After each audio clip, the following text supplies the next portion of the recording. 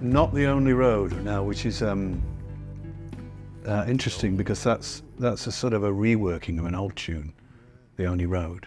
I was off Low Edges. Off Low Edges, yeah. But then, how did it come about doing that different version of it? Well, the original song I wrote in Hawley Street. Yeah, right. So you were young then. Yeah. Really young, yeah. So it's a long, long time ago. I used to live on the street called Hawley Street, believe it or not, in town. And it was just next door to Fagan's pub. So I was quite happy there.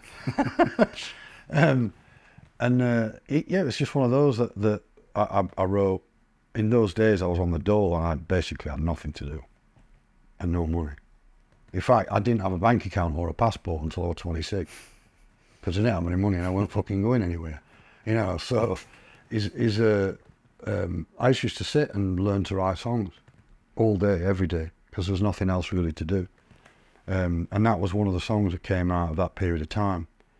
And then when we did the speeded up version on Low Edges with Andy's great drumming on that pattern he plays on that is so... Well, nobody can play it. Nobody can play it. So like that, so we don't play the song like that way, And it was Simon, the guy from the Full Monty. He was the writer, and he basically just got in touch when they were filming the TV series of the latest kind of incarnation of that cast, and probably the last time they're all going to get together. And he just rang me up and he says, I really need a finale piece for the film. And I went to meet him, and he showed me the basic rushes of that scene. And I'd got something entirely different and new in my head that I was going to play for him. I just took my guitar down, and I don't think people have done that before in his experience. It's usually it's managers and a buffer, and then you do a demo, and then there's lots of people involved, which makes things complicated. But I just went down and took my guitar, and I got this one thing I was going to play, and actually I thought, that doesn't work. It doesn't work. And I pulled that one like a rabbit out of the hat and just started playing it, but more nearer the original way for that. But it was actually we'd recorded a version of it for Jeremy Hardy.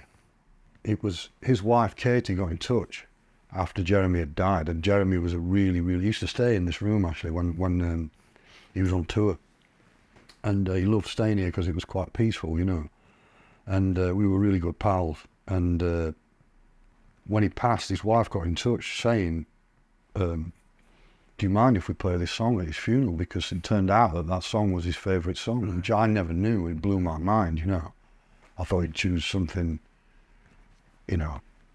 much more important than me.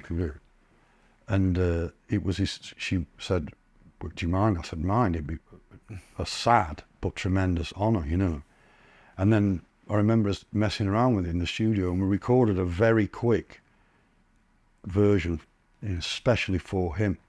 And it was when I saw the rushes for the film that Simon and everyone had made, and the Full Monty, it seemed obvious that was the right piece of music for that film. And that's basically the story.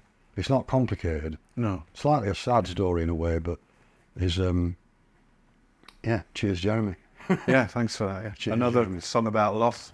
Well, the thing is about writing songs that are sad or that are poignant or have some kind of like depth to them, is that I only ever pick up a guitar when I'm feeling kind of like that. And it's the way that you process and make sense of things that happen to you. And happy songs are shite, basically. Yeah. Do you know what I mean? Yeah. Mostly. Yeah. It's like news, isn't it? People only want bad news. They don't like to watch the news about something that went all right. Yeah, if you listen to blues and country music, there's no happy songs there. That's right. But they're great. So